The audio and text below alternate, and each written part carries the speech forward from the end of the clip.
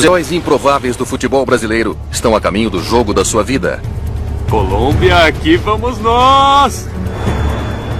Mas com a pista à vista, o seu sonho chega a um final aterrador. Voltassem a funcionar, os motores voltassem a funcionar, então...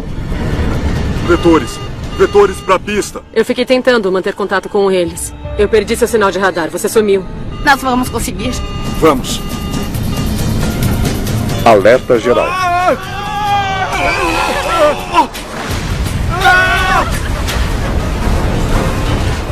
Enquanto o mundo do futebol fica de luto, os investigadores estão sob uma pressão incrível. Conte-me o que houve antes de declararem emergência. Mas o rastro de evidências leva a um lugar que eles nunca esperariam. Ficamos completamente chocados. Eles deveriam ter conseguido passar. É um insulto somado à injúria numa escala impensável.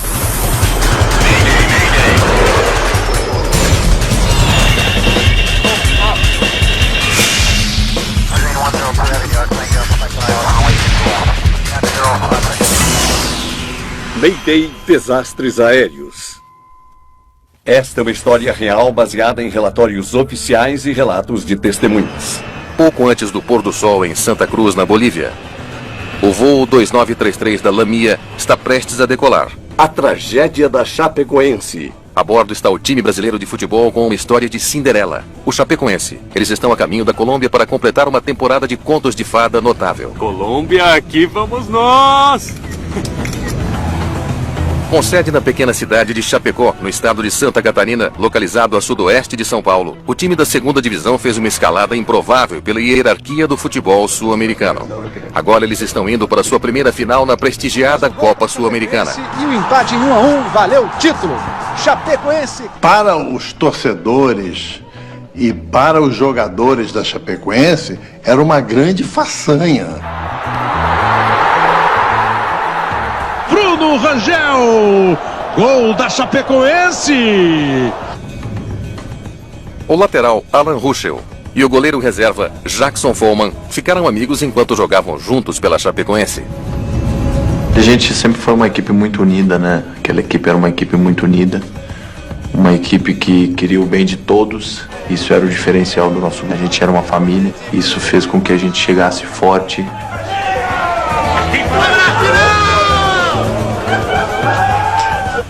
O time contratou uma pequena companhia aérea boliviana chamada Lamia para levá-los para Medellín. B1, rodar. O avião parte de Santa Cruz, na Bolívia, às 18 horas e 18 minutos. Será uma viagem de 4 horas e meia e 2.500 quilômetros até Rio Negro, nos arredores de Medellín, na Colômbia, o local do jogo do campeonato. O comandante Miguel Quiroga e o copiloto Fernando Goitia são pilotos bolivianos veteranos, com mais de 6.000 horas de voo cada um. Recolher trem. Recolher trem. Uma jovem piloto boliviana, Cici Arias, está observando do assento extra. A tripulação está pilotando um jato regional Avro 146. O 146 sempre teve uma estrutura muito firme e um projeto muito bom. É um pouco mais caro de operar porque tem 4 motores, mas ele é muito confiável.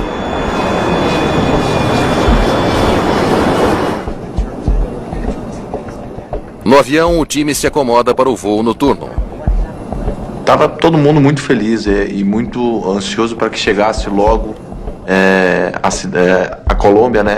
O país da Colômbia, para logo concentrar e no dia seguinte fazer aquela primeira grande final. Na metade do voo, Jackson Follman se volta para o seu amigo Alan Ruschel. Ei, amigão, vem sentar comigo. Não, eu quero dormir. Eu e o Alan, a gente tem uma amizade há mais de 10 anos, a gente chegou junto. E aí que eu chamei o Alan, né, pra sentar comigo, pra gente escutar música, como a gente vivia juntos, pra lá e pra cá, né. Muito abaixo deles, o seu destino, o aeroporto José Maria Córdova, na cidade de Rio Negro, está muito movimentado com pousos e decolagens em sua única pista. Rio Negro, 2933, boa noite. O copiloto Fernando Goitia entra em contato com a controladora de tráfego aéreo, Yanete Molina. Lamia 2933, controle, boa noite. Contato do radar, mantenha e desça ao nível de voo 230. Acesse o VOR de Rio Negro. Molina imediatamente instrui a tripulação a aguardar para fazer a sua aproximação final, porque há outros aviões na fila para pousar. Mantendo em Gemini. O Lamia 2933 entra num padrão de espera em um ponto de navegação chamado Gimli.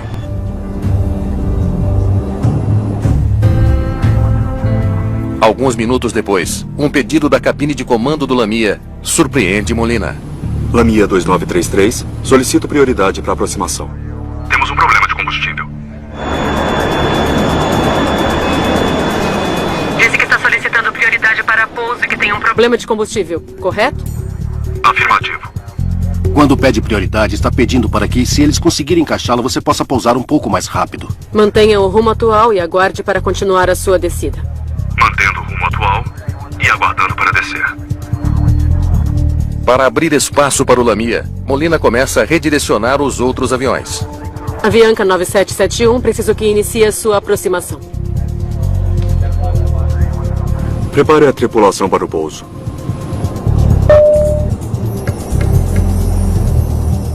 O avião agora está em espera há cerca de 7 minutos. O que está acontecendo? A gente vai pousar.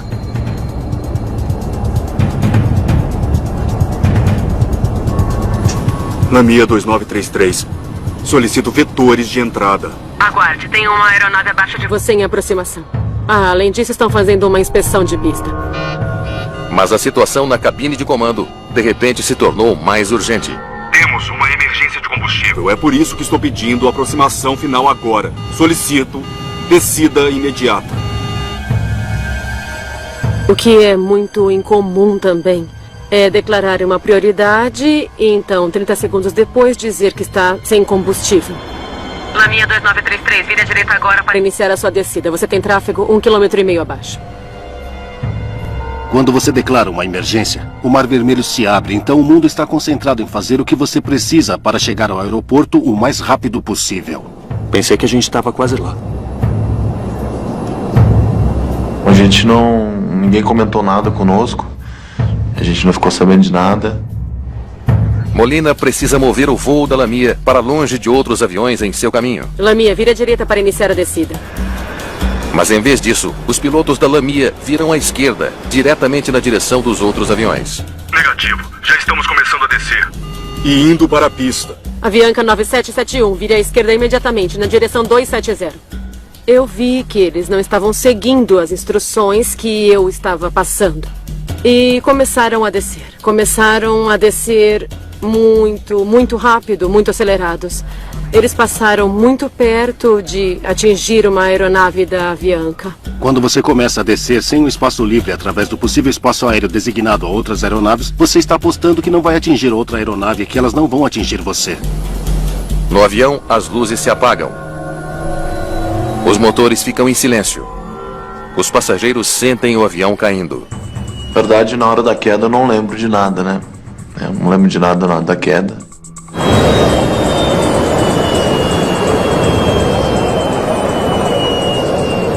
Eu lembro que eu rezava bastante pedindo para que logo as luzes voltassem a funcionar, os motores voltassem a funcionar. –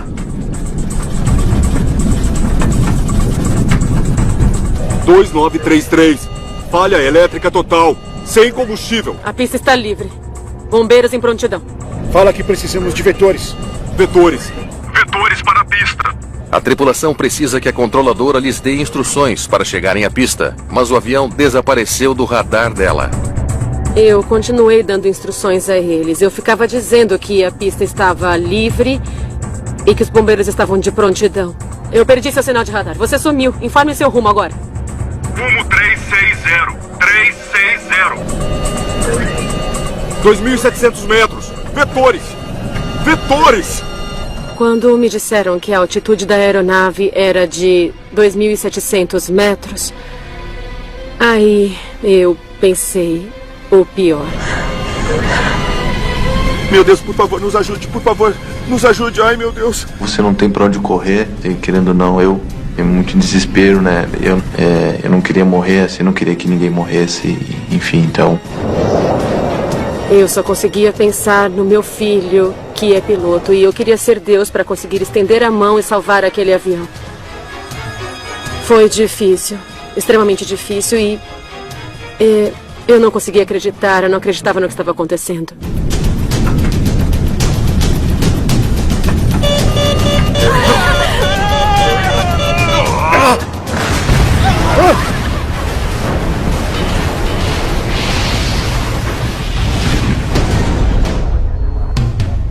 (2933) 2933, responda. 2933, responda. Uma aeronave desapareceu. Saiu do radar. As comunicações de rádio foram perdidas. Molina está perplexa com o que acaba de acontecer em seu turno.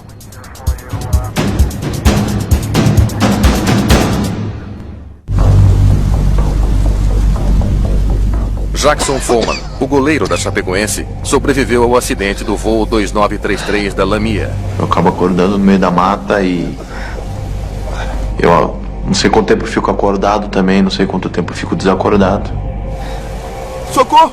Socorro, por favor! Eu tô aqui! Eu também não via nada, tava muito escuro, não chegava nada. Então eu lembro que uma pessoa chegou até mim, me pegou na minha mão, pediu meu nome, pediu minha idade e falou pra mim ter calma, que ela ia me tirar dali, daquele lugar. Equipes de emergência correm para o local do acidente. A maioria dos passageiros morreu. Mas, incrivelmente, 7 deles ainda estão vivos. Além de Jackson Follman, 3 outros jogadores da Chapecoense sobreviveram. Alan Ruschel, Hélio Neto e Danilo Padilha. 70 pessoas morreram, fazendo desta uma das piores tragédias da história do esporte.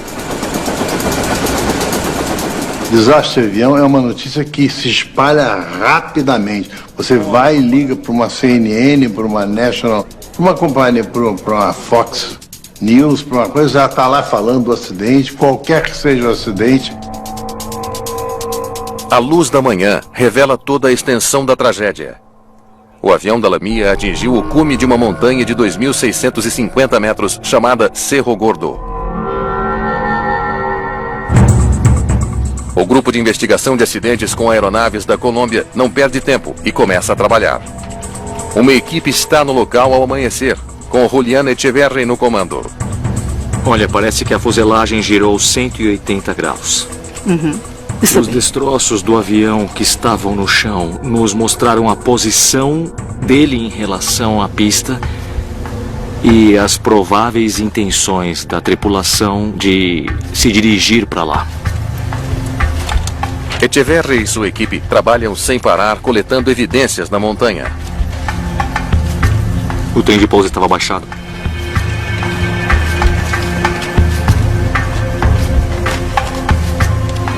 Veja, os flaps estão estendidos. O avião estava configurado para pouso. Fica claro que a tripulação estava descendo em direção ao aeroporto. Mas caiu a 16 quilômetros da pista. Para acabar com esta aeronave nas montanhas a 16 quilômetros de distância, a apenas 16 quilômetros da pista, isso é um insulto somado à injúria numa escala impensável. Eles conseguiam ver o aeroporto daqui. As luzes da pista estavam acesas. Por que eles não conseguiram? Os investigadores têm um trabalho difícil pela frente. Destroços do avião caíram pelos 2 lados da montanha. Mas a sua maior pista é o que eles não encontram.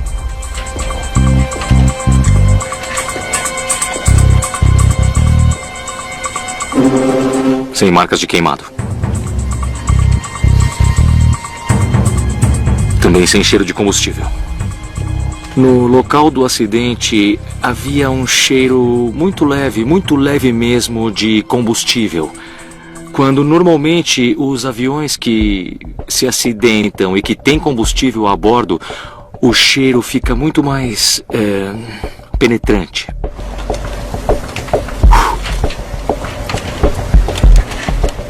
Os indicadores de nível de combustível estão em 0. O avião estava sem combustível. Mas com certeza, nós ficamos surpresos. Não é uma coisa comum que um avião desse tamanho e que transporte passageiros tenha um esgotamento de combustível. Foi uma situação atípica. Os investigadores ficam intrigados. Por que o avião ficou sem combustível? Foi um vazamento? Os motores 1 e 4 estão lá em cima. O 2 e o 3 estão aqui nos destroços. Todos os 4 motores são localizados e examinados. Não há sinal de fogo ou falha. Eles concluem que os motores funcionaram até o combustível acabar. A questão é, para começar, como o combustível ficou tão baixo? Foi uma falha mecânica ou um erro humano? O desafio dos investigadores do acidente era olhar basicamente para cada aspecto do porquê aquilo aconteceu.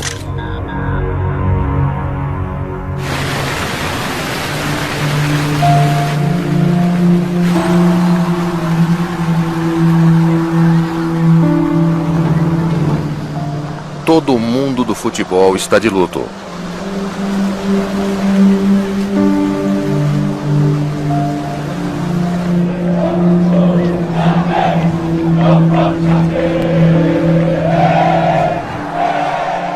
Na cidade natal do time, os torcedores vão para o estádio prestar seus respeitos.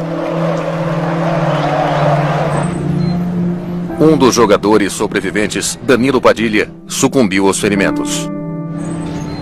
Os 3 jogadores restantes estão em terapia intensiva. Hélio Neto acabou de acordar de um coma. Alan Ruschel precisa de uma cirurgia na coluna. Jackson Follman precisa ter a sua perna direita amputada. A primeira frase que eu falo é: eu preferia minha vida do que minha perna. Agradeci muito a Deus pelo milagre da vida. E sempre falo que o milagre que aconteceu conosco, eu queria que acontecesse com todos, né? Que infelizmente acabaram partindo. Com toda a atenção voltada para o caso, os investigadores estavam pressionados. Bom, quando nós temos um acidente dessa magnitude e tudo o que o cercou, é claro que houve muita pressão sobre os investigadores. A pressão só aumenta e os investigadores trabalham com afinco. Eu achei o outro. Eles esperam que os gravadores de voo os ajudem a entender por que o Lamia 2933 não conseguiu chegar ao aeroporto. Leve essas caixas pretas para o laboratório. Tanto o gravador de voz quanto o gravador de dados de voo parecem estar intactos, mas precisam ser enviados a um laboratório para serem processados antes que os investigadores possam analisá-los. Enquanto os gravadores de voo estão sendo analisados, os investigadores voltam sua atenção na última pessoa a falar com a tripulação do Lamia 2933, a controladora de tráfego aéreo. Obrigado por me encontrar. E Annette Molina. Mantenha o rumo atual e aguarde para continuar a sua descida. Em poucos dias, as gravações de suas comunicações com os pilotos circulam nas notícias e nas mídias sociais. Muitos a culpam pelo acidente. Inicie sua aproximação. A imprensa começou a divulgar notícias de que eu era responsável pelo acidente. Estava por todos os lados, nas redes sociais. Eu comecei a receber ameaças. E também havia pessoas ligando para o meu celular. Os investigadores precisam checar tudo o que ela fez. Tem sido muito difícil para mim. Conte-me o que houve antes de declararem a emergência. Havia outros aviões em espera? Sim, 3. Veja, eles estavam em um padrão de espera. Exatamente quando o Lamia fez contato. Quando a tripulação da aeronave Lamia chegou naquele espaço aéreo, naquele momento já estava muito ocupado com outras aeronaves. E essa situação, evidentemente, afetou e diretamente atrasou a aproximação. O que fez quando disseram que tinha uma emergência de combustível? Mas isso é a parte estranha. Só me disseram que tinha uma emergência de combustível pouco antes da queda. Sem aviso algum. A demora para informá-la pôs Molina numa situação difícil. Os investigadores precisam saber como ela lidou com isso. Para descobrir, eles se voltam para as fitas de controle de tráfego aéreo, que registraram os últimos 18 minutos de comunicação entre Molina e a tripulação. Muito bem, vamos começar. Montenegro 2933, boa noite. Lamia 2933, controle, boa noite. Contato do radar, mantenha a EDES ao nível de voo 230. Acesse VOR de Rio Negro. Aguardando na Gimli. A tripulação não relatou nada. Eles simplesmente confirmaram que aguardavam para fazer a aproximação. Lamia 2933, solicito prioridade para aproximação. Temos um problema de combustível. Mesmo depois de relatar um problema de combustível, a tripulação não dá a Molina qualquer motivo para se preocupar. Disse que está solicitando prioridade para pouso e que tem um problema de combustível, correto? Afirmativo. A voz do copiloto com quem eu estava me comunicando foi sempre calma e nunca pareceu alterada, nem nada, totalmente relaxada. Tudo bem, aguarde, eu vou passar os vetores para a aproximação. Eu estimo 7 minutos para iniciar a aproximação. Aguardaremos os vetores. Quando a tripulação foi instruída a ter que aguardar por mais 7 minutos para fazer a aproximação, neste momento eles também não relataram que a aeronave se encontrava em estado crítico. De quanto tempo precisa para iniciar a aproximação 2933? Apenas quando Molina indaga, a tripulação finalmente fala. Temos uma emergência de combustível. É por isso que estou pedindo a aproximação final agora. Solicito descida imediata. Pause. Eles declararam uma emergência de combustível 7 minutos depois de entrarem no padrão de espera. Por que esperar tanto? Quando uma aeronave fica sem combustível, tem uma indicação na cabine de esgotamento iminente através de uma luz. Essa situação deve ser declarada pela tripulação como Mayday, Mayday. Eles viraram para a esquerda aqui, em direção à pista. Virar à esquerda põe o voo 2933 no caminho de outros aviões em padrão de espera. Continue. Lamia 2933, vira à direita agora para iniciar a sua descida. Negativo, já estamos começando a descer. E nos dirigindo para a pista. Momentos depois, a tripulação informa que o avião perdeu a energia. 2933, falha elétrica total, sem combustível. Pare. Eles não explicaram a situação até ser muito tarde. Ela não pôde fazer nada. Os investigadores concluem que Molina fez o que pôde para ajudar o Lamia 2933 naqueles momentos estressantes antes da queda. Mas as gravações levantam outra questão. Tem uma coisa que eu não entendo. Os avisos de combustível deviam ter disparado antes do início da aproximação. Mas eles só declararam uma emergência aqui. Echeverri e sua equipe precisam saber por que os pilotos demoraram tanto para declarar uma emergência. O sistema de alerta de combustível do avião deu pane? Eles torcem para que o gravador de dados de voo tenha as respostas. Os investigadores estão prontos para analisar as informações do gravador de dados de voo do Lamia 2933. Vamos isolar a taxa de fluxo de combustível. Se houve um vazamento ou outro problema, deve aparecer. Muito bem, vamos lá. Eles imaginam se um vazamento fez com que o combustível fluísse rápido demais, levando a um desligamento inesperado dos motores. Este avião tem 3 tanques de combustível principais. O tanque central constantemente passa combustível para os tanques esquerdo e direito, e de lá ele é bombeado para os motores. Estão consumindo pouco mais de 450 quilos de combustível por hora durante o voo. É bem constante. O consumo de combustível, segundo o gravador de dados do voo, foi um consumo normal durante todo o desenvolvimento do voo. O sistema de combustível está ok. Vamos ver o sistema de alerta. O gravador de dados também registra quando alertas de baixo nível de combustível são acionados. Se ele sofreu uma pane, ele pode não ter avisado os pilotos até que fosse tarde demais. O alerta dispara aqui, às 21h15. Isso não pode estar certo. Só declararam emergência com combustível às 21h52. Sabiam que tinham pouco combustível por quase 40 minutos sem declarar emergência. Os investigadores não conseguem acreditar no que estão vendo. Às 21h15, a luz de advertência de baixo combustível acende. Pouco combustível. Isso deve ser a cerca de 290 quilômetros de Medellín. Deveriam ter pousado num lugar mais próximo. Eles estão aqui e o aeroporto de Bogotá está aqui. A 125 quilômetros de distância. Por que não pousar em Bogotá? Segundo o fabricante, quando a advertência de baixo consumo de combustível vem nessa aeronave, você tem a garantia de apenas mais 23 minutos de voo. Naquele exato momento, eles deveriam ter dito onde podemos pousar este avião. A advertência vem aqui. Em vez de aterrissar em Bogotá, eles viajam por mais 29 minutos até a área de espera. E eles concordam em aguardar por mais 7 minutos. E não comunicam à controladora sobre o aviso de pouco combustível. É um desvio claro da conduta que os pilotos devem seguir. Como depois de todo esse tempo, e todo esse esforço, e todo esse treino, e todo esse conhecimento, tem pessoas se desviando tanto a ponto de se colocarem em uma situação quase garantida de um desastre? Por que não declararam uma emergência de combustível mais cedo?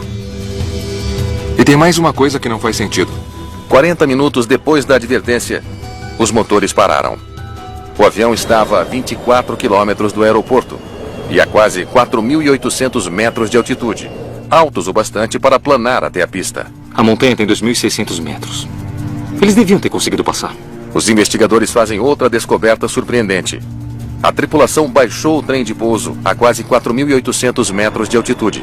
1 minuto depois, os pilotos estenderam os flaps para 33 graus, a posição correta para o pouso. Baixaram o trem de pouso aqui e então estenderam os flaps aqui. Mas há um grande problema: o timing. A essa altitude, baixar o trem de pouso e os flaps a essa altura criou uma grande resistência aerodinâmica que foi bastante evidenciada pela perda de altitude da aeronave nos últimos instantes do acidente. Eles se configuram para um pouso e começam a cair como uma pedra. A tripulação não teria conseguido baixar o trem de pouso e também não teria conseguido estender os flaps depois que todos os motores estivessem desligados. Então eles fizeram isso mais cedo, antes dos motores apagarem. Então você olha para isso e diz: meu Deus, vocês violaram os procedimentos básicos. Nós sabemos como nos manter seguros. Sabemos como não ficar sem combustível no ar. E vocês não fizeram uma única coisa de acordo com as regras. Por que pilotos comerciais agiriam de uma forma tão imprudente? Os investigadores agora se voltam para o CVR, o gravador de voz da cabine de comando. Parece que temos um problema. O que foi? É o CVR. Parou de gravar no meio do voo, muito antes da queda. Como isso aconteceu? 1 hora e 40 minutos antes do final do voo, o gravador para. Os investigadores não têm como saber quais palavras foram trocadas entre a tripulação nos momentos anteriores ao acidente. É um grande revés. Infelizmente, perdemos uma boa parte das transcrições do gravador de voz da cabine. Teria sido muito bom para nós, seria muito benéfico contar com essas gravações. Para entender por que os pilotos agiram de forma tão imprudente, os investigadores buscam pistas em suas fichas de treinamento. Ambos os pilotos haviam concluído recentemente testes de proficiência para o Avro 146. Houve um acompanhamento na cidade de Zurique, alguns meses antes. E particularmente o piloto e o copiloto foram aprovados nesses exames correspondentes. No entanto, fizeram algumas observações, sugerindo algumas melhorias para esses pilotos. O comandante tinha mais de 3.400 horas na aeronave. Mas o comentário de um examinador descrevendo uma das fraquezas do piloto chama a atenção dos investigadores. Use o tempo necessário para preparar o avião em uma emergência. O copiloto foi treinado na Força Aérea Boliviana e voava havia 20 anos. Mas ele também recebeu um comentário do examinador que causa preocupação. Em relação ao copiloto, foi feita uma observação que estava relacionada a, em uma situação de emergência, ele precisaria declarar Mayday, Mayday ou Pam Pam, conforme os regulamentos. A comunicação com a torre de controle em emergências deve ser pontual. Declarar Pam Pam ou Mayday. Então os dois pilotos tiveram problemas com procedimentos de emergência. Essa foi a descoberta que melhor explicou a cadeia de eventos que levou a tripulação a não declarar emergência como deveria ter feito. Esses sinais de alerta podem explicar a falha dos pilotos em seguir os procedimentos de emergência durante a crise. Mas uma dúvida ainda maior permanece. Por que a tripulação levaria o avião ao seu limite? Eles não só forçaram os limites, eles fizeram algo realmente criminoso, porque puseram a aeronave no limite da sua capacidade de queimar combustível e colocá-la de volta no chão com segurança. As fichas de treinamento revelam que a tripulação do Lamia 2933 estava propensa a cometer erros em situações de emergência. Mas a equipe do investigador Echeverri precisa saber por que a emergência do combustível aconteceu. Um erro de planejamento de voo poderia ter sido a causa. Você me pediu para analisar o plano de voo? Bom, é bem complicado.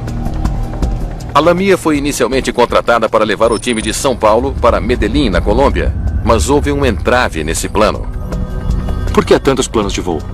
Porque eles continuaram sendo rejeitados. Já que a Lamia é uma empresa de charter boliviana, a regulamentação brasileira não permitia a realização de um voo do Brasil para a Colômbia. Somente operadores de qualquer um desses dois países poderiam fazer isso. Então o time foi obrigado a pegar um voo comercial regular para a Bolívia, de onde poderiam pegar o avião da Lamia para Medellín. A Lamia devia saber que não era possível um avião boliviano partir do Brasil. Isso indica uma falta de organização da empresa. Aqui está o plano de voo final. De Santa Cruz para Medellín. Santa Cruz para Medellín, 2.500 quilômetros. Eles tinham combustível para isso? Eu vou checar. Quando as companhias aéreas realizam as suas operações, elas precisam levar em conta o consumo de combustível. Esse é um dos pilares fundamentais das operações das companhias aéreas. Esse caso não é exceção. A aviação mantém os regimes muito específicos em termos de combustível. E isso é essencial na operação das aeronaves. Os investigadores viajam para o aeroporto de Santa Cruz, na Bolívia, onde o Lamia 2933 foi abastecido.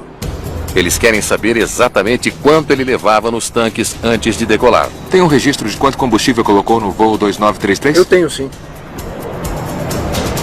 Aqui diz que você colocou 1.635 quilos. As quantidades de combustível devem ser calculadas com base na queima de combustível esperada, que tem a ver com o peso, tem a ver com a altitude. O avião chegou ao aeroporto de Santa Cruz com 7.437 quilos de combustível. O funcionário completou a ponto de chegar a 9.071 quilos, deixando os tanques quase cheios. Então eles decolaram com quase 9.100 quilos de combustível. Era o suficiente? Táxi antes da decolagem vão gastar 200 quilos. Julián Echeverri e sua equipe calculam quanto combustível seria legalmente necessário para o avião fazer um voo direto para Medellín. Você tem que ter combustível suficiente para decolar, voar até seu destino e pousar. Você tem que ter combustível para descer, fazer uma aproximação e subir de novo. Aí você tem que ter combustível para voar para um destino alternativo e aguardar por 30 minutos, se for uma ilha remota, por mais tempo que isso. E então, para descer e pousar. E o total é de 12.052 quilos. Então, nos tanques faltavam cerca de 3.000 quilos. Saíram com o suficiente para levá-los a Medellín, mas nem uma gota a mais. O avião só poderia voar 80 quilômetros a mais do que o voo planejado para Rio Negro. Ele não tinha combustível suficiente para atender às exigências legais. E resolveu ir fazer aquele voo com a margem quase que zero, entendeu? Evidente que com a expectativa de que desse certo, mas correu um risco.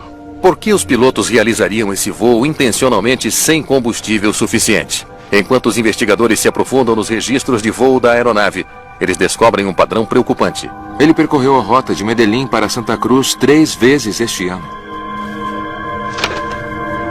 E fez isso toda vez sem reabastecer. A tripulação fez o mesmo voo, mas na direção oposta, sem combustível reserva. Combustível. E todas as vezes eles conseguiram.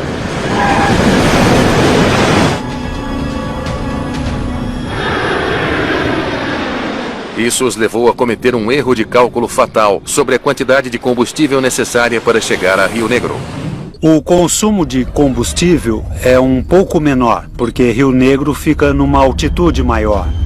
Você sobe uma distância menor, economizando assim mais combustível. Isso, sem dúvida, contribuiu para o avião chegar com segurança em Santa Cruz de la Sierra. Os investigadores agora precisam descobrir exatamente quando os pilotos souberam que teriam um problema com o combustível. Muito bem, vamos ver o que eles têm a dizer. Eles decidem verificar as comunicações da cabine de comando que foram capturadas pelo gravador de voz antes dele parar de funcionar. Essa coisa tá ferrada. Temos 1.400 quilos. Isso não é suficiente. O alerta não disparou, mas já estão falando sobre o combustível.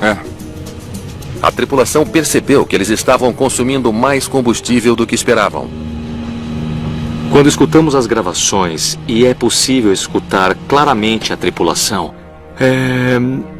definitivamente ouvimos que estavam vendo que o consumo de combustível não seria suficiente para chegarem ao destino. Qual cidade vem logo antes de Bogotá? Letícia. Você acha que está em operação? Tem mais serviços disponíveis em Bogotá. Vamos direto para Bogotá. Você até consegue escutar várias declarações entre os dois, onde eles dizem que consideram Letícia, a cidade de Letícia, ao sul da Colômbia, Cali e Bogotá como alternativas possíveis para poder reabastecer o combustível. Então os investigadores ouvem por que mudaram o plano. Laminha 2933, você está em contato de radar, confirmando que a sua rota está autorizada. Prossiga para Rio Negro via Nirso. A torre de controle mudou a rota. Nos deram uma rota direta. O controlador oferece à tripulação uma rota mais direta para Rio Negro que o planejado, reduzindo o tempo de voo e o consumo de combustível. Era uma rota mais curta. E isso fez com que eles mudassem de ideia e eles decidiram continuar o voo para Rio Negro. Nós temos o suficiente para chegar até lá? A gente tem 1.400 quilos. Devemos continuar? Vamos. Eles vão tentar.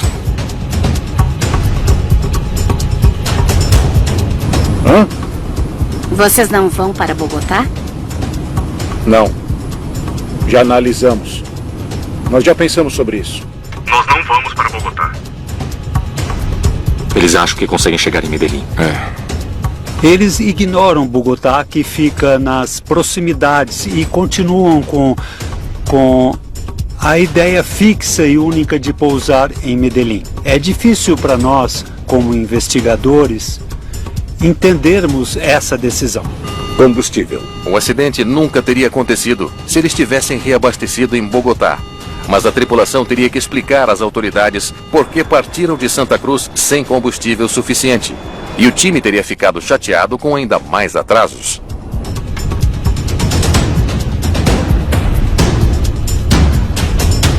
Os investigadores nunca saberão o que mais os pilotos conversaram, porque o gravador de voz da cabine então desliga. Nós imaginamos os motivos que levaram a parar de funcionar. Possíveis razões incluem um problema elétrico no sistema, ou talvez ele tenha sido desligado na cabine de comando. Não é uma falha simultânea da caixa em si a explicação mais provável, mas sim que algum ser humano não quis deixar registrado o que ele estava fazendo e ele desligou o disjuntor. Essa é a minha opinião. Mas uma questão ainda incomoda os investigadores. Por que os pilotos precisariam cobrir os seus rastros? Menos de 2 meses após o acidente, a Chapecoense joga uma partida com jogadores emprestados de outros times. Eles jogam em casa diante de 20 mil torcedores emocionados.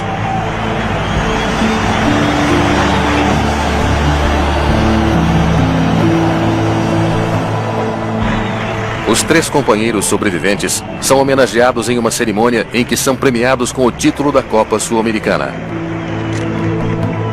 Jackson Follman orgulhosamente carrega o troféu, cercado por seus amigos mais próximos. Poder entrar dentro da arena e a torcida toda gritando meu nome, gritando o nome dos meninos também.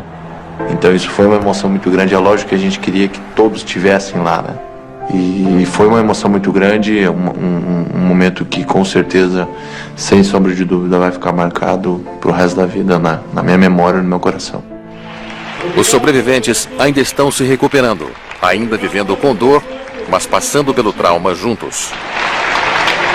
Hoje é um dia que a gente precisa celebrar a vida, celebrar o futebol. E eu queria humildemente que todos pudessem dar uma salva de palmas àqueles irmãos que se foram.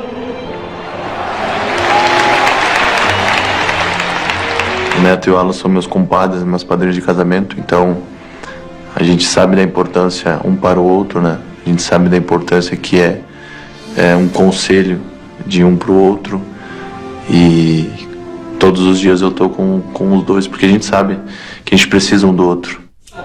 Enquanto isso, na Bolívia, os promotores acusam o coproprietário da empresa, Vargas Gamboa, de homicídio culposo. E as autoridades de aviação suspenderam a licença de operação da Lamia. Descobriu-se que um dos outros proprietários era o comandante Miguel Quiroga. Ele não era apenas um piloto, ele tinha uma participação financeira na empresa. Ele apostou dezenas de vidas só para economizar dinheiro com combustível? Quando você tem alguém que está pilotando o avião e é responsável pelo avião e também é coproprietário e sabe da situação financeira, você tem um conflito de interesses aí. Vários meses depois, a equipe de Echeverri consegue arquivos da Lamia. É um baú do tesouro de informações. Parece que eles deviam para todo mundo. Nem mesmo os funcionários eram pagos. A empresa enfrentava enormes problemas financeiros. Estava com o pagamento de contas de manutenção e salários de seus funcionários atrasados. 2 de seus aviões não podiam voar. O avião do acidente era o único que estava voando. Quando você tem uma operadora menor e você faz uma auditoria, ou alguém faz, e eles encontram todas essas contas sem pagar e todas essas dificuldades financeiras, sério, o que você precisa fazer não é permitir que voe, porque praticamente não tem jeito de continuar a operar com o nível de segurança que o público espera. E o motivo é porque eles não têm como pagar por isso. Então por que permitiram que a Lamia voasse? Havia deficiências na autoridade da aviação civil da Bolívia. Existia uma supervisão inadequada de tudo que era relacionado à operação dessa companhia. O relatório final atribui o acidente a planejamento e execução inadequados do voo e não cumprimento dos requisitos de abastecimento adequados. Eu acho que a tripulação sabia que eles estavam fazendo algo ilegal, que carregava níveis de combustível abaixo do necessário desde o início daquele voo. Esta é uma parte muito triste e bastante infeliz do acidente. O relatório final também diz ao mundo que Yanette Molina não foi a responsável pelo acidente. A sua reputação foi restaurada. Depois que o relatório final saiu, eu me senti mais tranquila, porque eu me sinto mais confortável e eu posso respirar com facilidade depois de todos esses problemas. E eu considero que meu nome agora é respeitado. Alan Ruschel voltou a jogar com seus novos companheiros da Chapecoense em agosto de 2017. Hélio Neto recuperou-se de seus ferimentos e agora voltou aos treinos. E Jackson Follman já está andando de novo com uma perna artificial. Mas a dor e as memórias daquela noite permanecem. Eu quero que as pessoas olhem pra gente e acima de tudo, elas lembram de quem partiu. Elas lembram daquelas pessoas, daqueles guerreiros que lutaram até o fim. A gente sempre fala que a gente quer honrar da melhor maneira possível aqueles que infelizmente partiram naquela noite.